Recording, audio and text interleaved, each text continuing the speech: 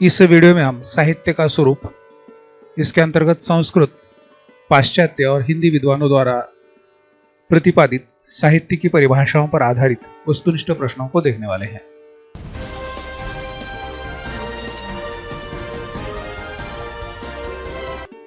आइए साहित्य का स्वरूप के अंतर्गत संस्कृत, पाश्चात्य और हिंदी के विद्वानों द्वारा प्रतिपादित साहित्य की परिभाषाओं के आधार पर वस्तुनिष्ठ प्रश्नोत्तर की इस वीडियो को देखते हैं। वीडियो को अंत तक देखें। सबसे पहला प्रश्न है, संस्कृत काव्यशास्त्र में साहित्य के लिए रिक्त स्थान शब्द का प्रयोग किया है।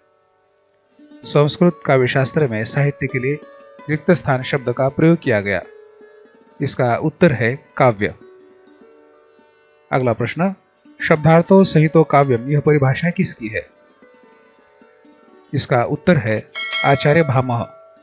शब्दार्थों सहितो काव्यम, यह परिभाषा आचार्य भामह की है। अगला प्रश्न, आचार्य भामह और दंडी ने किस संप्रदाय को महत्वपूर्ण माना?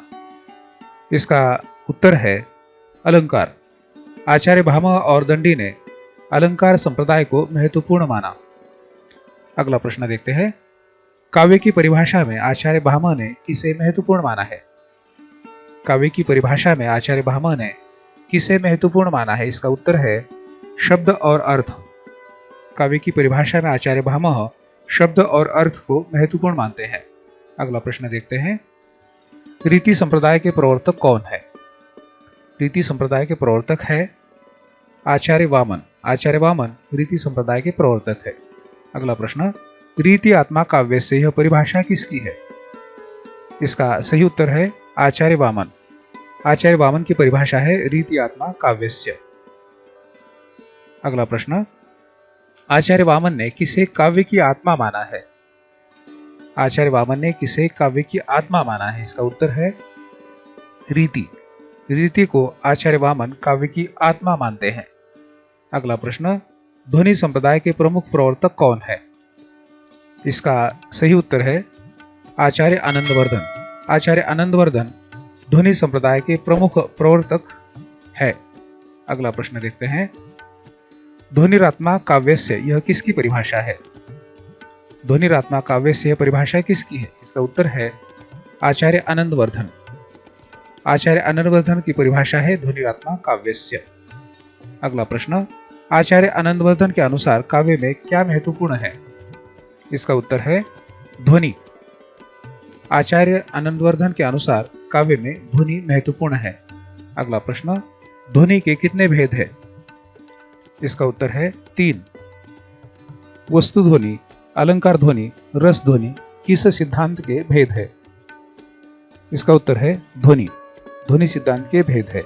अगला प्रश्न, वक्रोक्ति संप्रदाय के प्रवर्तन का श्रेय किसे दिया जाता है? वक्रोक्ति संप्रदाय के प्रवर्तन का श्रेय किसे दिया जाता है? इसका उत्तर है कुंतक। आचार्य कुंतक। आचार्य कुंतक को वक्रोक्ति संप्रदाय का प्रवर्तक माना जाता है। अगला प्रश्न, वक्रोक्ति काव्य जीवितम, यह परिभाषा किसकी है? इसका उत्तर है आचार्य कुंतक।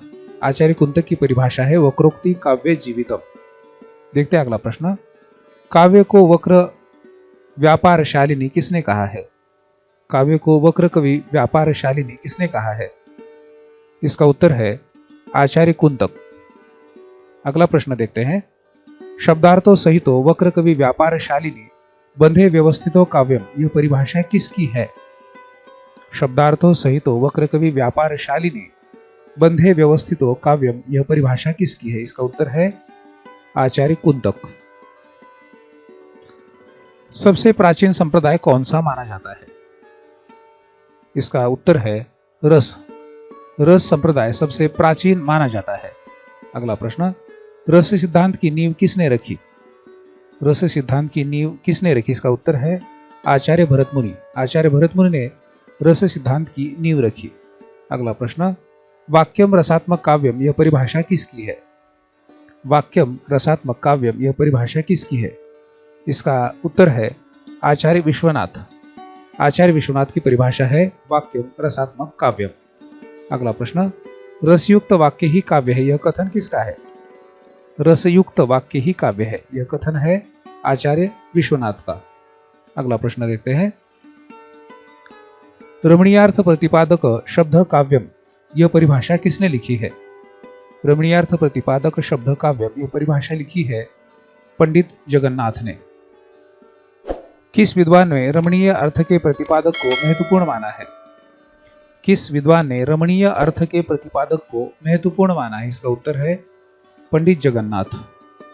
अगला प्रश्न, औचित्य सिद्धांत से किसका नाम जोड़ा जाता है? इसका सही उत्तर है आचार्य क्षेमेंद्र। औचित्य सिद्धांत के साथ आचार्य क्षेमेंद्र का नाम जोड़ा जाता है। अगला प्रश्न, तददोषो शब्दार्थो सगुणो अलंकृति पुनः क्वापि यह परिभाषा किसकी है? तददोषो शब्दार्थो सगुणो अलंकृति पुनः क्वापि यह परिभाषा है आचार्य मम्मट की। देखते हैं अगला प्रश्न, दोष रहित गुण सहित काव्य को कौन श्रेष्ठ मानते हैं? दोष रहित और गुण सहित काव्य को कौन श्रेष्ठ मानते हैं? इसका उत्तर है आचार्य मम्मट। अगला प्रश्न, भूषण बिनुन बिराजई कविता वनिता मित्त किसका कथन है? भूषण बिनुन बिराजई कविता वनिता मित्त किसका कथन है? इसका उत्तर है केशवदास। अगला प्रश्न देखते हैं, अंतःकरण की वृत्तियों के चित्र का नाम कविता है, यह परिभाषा किसकी है? अंतःकरण की वृत्तियों के चित्र का नाम कविता है, यह परिभाषा है आचार्य महावीर प्रसाद द्विवेदी की। अगला प्रश्न, जिस प्रकार आत्मा की मुक्तावस्था ज्ञान दशा कहलाती है उसी प्रकार हृदय की मुक्तावस्था रस दशा कहलाती है, यह परिभाषा किसकी है? इसका सही उत्तर है आचार्य रामचंद्र शुक्ल।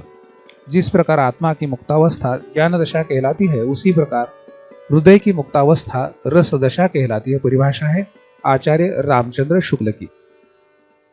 अगला प्रश्न, साहित्य जीवन की आलोचना है, यह परिभाषा किसकी है?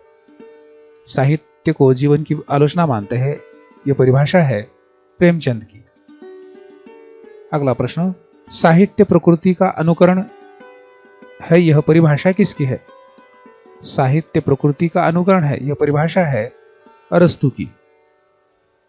अगला प्रश्न, साहित्य स्पष्ट संगीत है, यह परिभाषा किसकी है? साहित्य स्पष्ट संगीत है, यह परिभाषा है जॉन ड्रायडन की।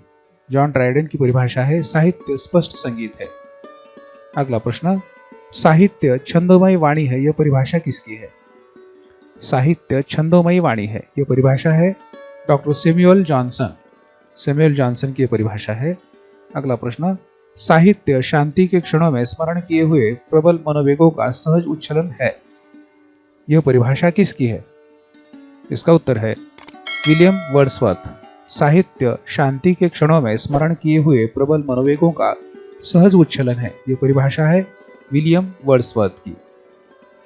अगला प्रश्न है, सर्वोत्तम शब्दों का सर्वोत्तम विधान, यह परिभाषा किसकी है? इसका उत्तर है सैमुअल टेलर कॉलरिज। सर्वोत्तम शब्दों का सर्वोत्तम विधान, यह परिभाषा है सैमुअल टेलर कॉलरिज की। इस प्रकार रस का स्वरूप तथा उससे जुड़ी विभिन्न परिभाषाओं को आपने देखा। इसके अंतर्गत आपने संस्कृत, पाश्चात्य और हिंदी के विद्वानों द्वारा प्रतिपादित परिभाषाओं को देखा। निश्चित रूप से साहित्य की परिभाषाओं का यह वीडियो आपके पसंद में आया होगा। चाहे तो आप इसे 2 या 3 बार देखकर इन परिभाषाओं को, इसके अर्थों को आप समझ सकते हैं। आप इसी तरह के अपने विश्वविद्यालय के पाठ्यक्रम, हिंदी प्रतियोगी परीक्षा तथा नेट सेट परीक्षा के लिए उपयोगी वीडियो देखने के लिए इस चैनल को लाइक, शेयर और सब्सक्राइब करें।